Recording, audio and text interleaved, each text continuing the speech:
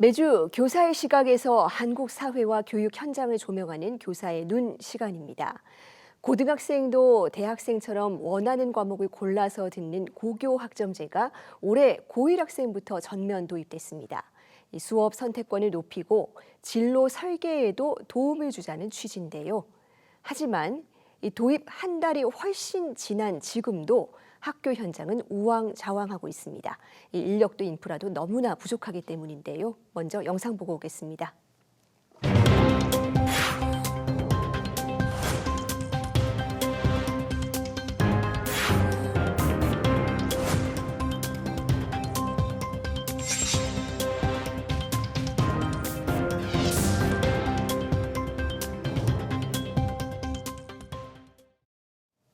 네.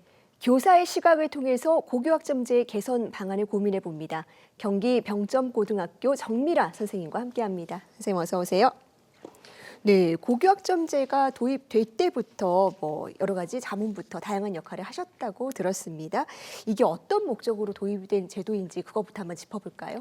예, 고교학점제는 학생 개개인의 성장과 배움을 존중하는 책임교육 제도입니다. 기존의 획일적인 교육 방식으로는 빠르게 변화하는 미래 사회에 필요한 다양한 잠재력과 역량을 길러주기 어렵고 학령 인구 감소에 따른 학생 맞춤형 교육의 필요성도 커졌습니다. 이에 학생들이 자신의 진로와 적성뿐만 아니라 수준에 맞춰 과목을 스스로 선택하고 책임 있게 이수하며 자신의 역량을 키우는 학생 중심 교육 시스템으로 고교 학점제가 도입되었습니다. 네, 다양한 교육을 통해서 학생들의 진로 선택권을 넓혀주자는 취지에서 도입이 됐다는 말씀이신데요. 자, 지금 전면 도입 이후 거의 2달이 다 돼갑니다. 실제 수업 해보시니까 어떻습니까?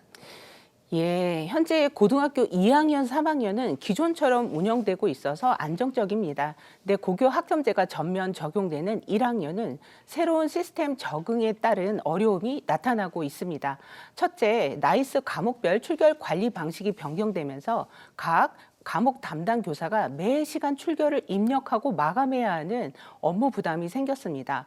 기존의 수기 출석부를 활용하거나 담임 교사가 일괄 처리하는 방식과 달라 적응에 시간이 필요하고 다음에 현장에서는 업무 경감을 위한 시스템 개선이나 효율적인 운영 방안 마련 등의 구체적인 지원이 시급히 요구되고 있습니다. 둘째, 최소 성취 수준에 미도달한 학생들의 보충 수업을 의무적으로 제공해야 하는데 1학점당 5차시씩 진행되고 학생들은 기존 출석률에 충족해야 이수 처리됩니다. 이로 인해 교사들의 상당한 시간과 노력이 투입이 이제 불가피하고 어떻게 실질적인 학습 효과를 높이고 평가와 연계할 것인지 등 운영 전반에 대한 고민도 있습니다. 전반적으로 이 고교학점제 제도가 학교 현장에 잘 안착하기 위해서는 교육 당국이 현장의 목소리를 더욱 경청하고 변화에 따른 업무 부담 완화나 필요한 인력 지원 등 현실적인 지원 방안을 마련하는 것이 중요하다는 목소리가 높습니다. 그럼에도 불구하고 학생 한 명 한 명의 성장을 책임지는 공교육의 중요한 방향이 시작되었다는 점에서 의미 있는 변화가 나타나고 있다고 볼 수 있습니다. 네, 이게 세부 과목이 너무 많이 늘어나다 보니까 학교 현장의 업무 부담이 굉장히 크실 것 같습니다. 아직은 자리 잡으려면 시간이 더 필요해 보이는데요. 이 정보를 찾는 전국 선생님들이 함께하는 SNS 단체 대화방까지 등장을 했다고요. 예, 제가 고교 학점제 연수 강사분들과 협력하여 고교 학점제 채팅방을 개설해서 지금 운영을 하고 있습니다. 고교 학점제는 기존의 획일적인 수능 중심 교육과정과 달리 지역 및 학교의 특성을 반영한 다양한 교육과정 운영을 지향합니다. 따라서 학교 현장에서는 교육과정 편성 및 운영에 대한 긴밀한 소통과 실질적인 지원이 절실히 필요한 상황입니다. 이러한 필요성을 인지하여 교육부가 실시한 고교 학점제 전문가 연수를 이수한 교육과정 부장들을 대상으로 고교 학점제 전국 협력 지원 채팅방을 개설하게 되었습니다. 이 채팅방에서는 주로 고교 학점제 교육과정 편성 및 운영 전반과 관련 자료를 공유하고 다음에 고교 학점제 업무 및 예산 처리 방식 그리고 여러 가지 자료들이 이제 안내가 되고 있고요. 각 학교의 문제점에 대한 어떤 해결 방안이나 기간제 교사 긴급 모집 등 다양한 정보와 의견이 활발하게 공유되고 있습니다. 지금 현재 전국에 약 500명의 교사들이 참여하여 각 시도교육청의 진행 상황까지 파악할 수 있는 장점도 있습니다.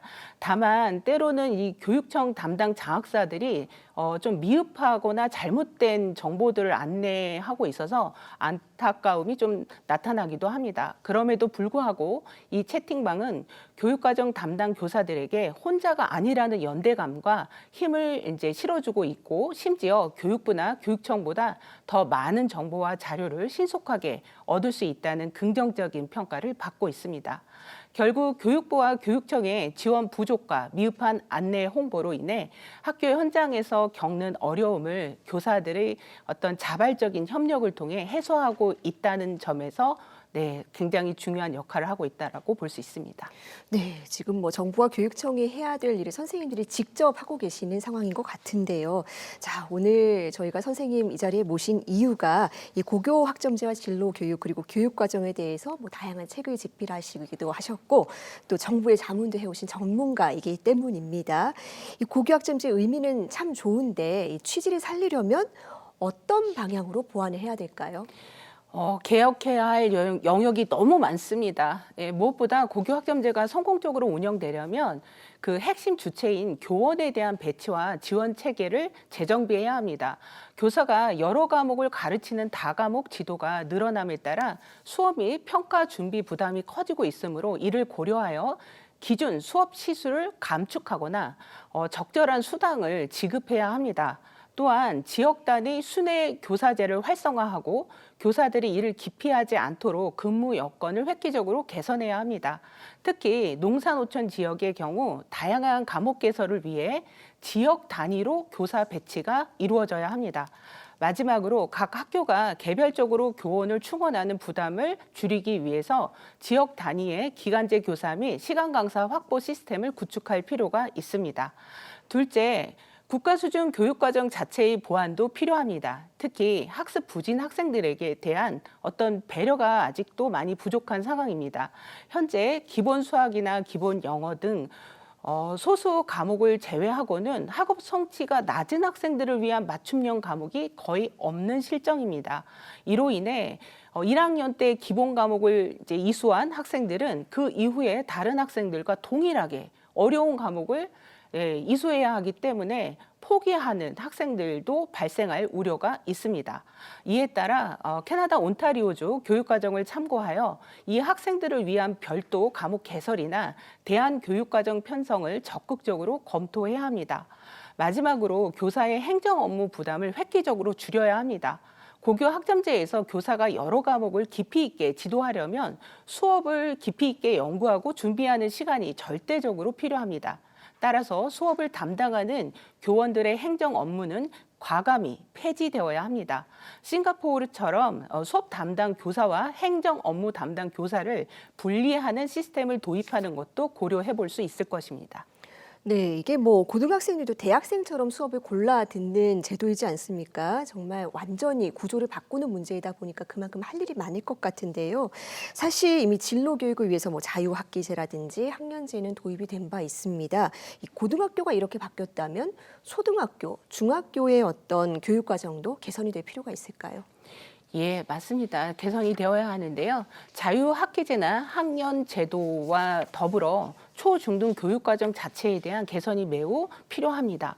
특히 가장 시급한 영역은 학생들의 최소 성취 수준 보장입니다. 현재 고등학교에서 최소 성취 수준 보장 지도를 강화하고 있지만 사실 학습 부진은 이미 초등학교나 중학교 단계부터 시작이 됩니다. 따라서 이를 고등학교에만 적용하는 것은 한계가 있고 체계적이고 적극적인 개입이 필요합니다.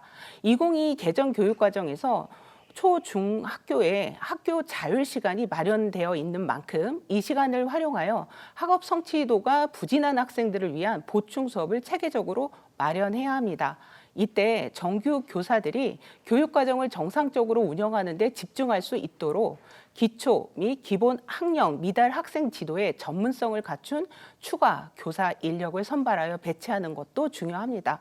진로 교육 측면에 있어서도 개선이 필요합니다. 2022 개정 교육 과정에서 학교급 전환 시기에 초, 중고 진로 연계 교육을 강조하고 있는 것은 매우 긍정적인 방향입니다. 특히 중학교에서는 학생들이 고교 학점제를 안정적으로 준비하고 적응할 수 있도록 고교 학점제에 대한 이해를 돕고 자신의 진로에 따른 이수 경로를 탐색할 기회를 제공하고 있습니다. 하지만 이러한 노력들이 학교 현장에서 일관성을 가지고 지속적으로 관리되고 있지 못하다는 점이 문제입니다. 이를 해결하기 위해서는 교사의 어떤 진로교육 전문성을 강화하거나 전문성을 갖춘 진로교사를 충분히 확보해야 합니다. 나아가 초중고 연계를 통한 진로 학업 설계 및 기록에 대한 체계적인 지도가 교육 과정에 명시적으로 포함되어야 하고 이를 지원할 수 있는 관련 플랫폼 개발이 시급합니다. 네. 학생 선택권을 강화한다는 취지는 너무나 좋았지만 인력도 인프라도 턱없이 부족한 상황입니다.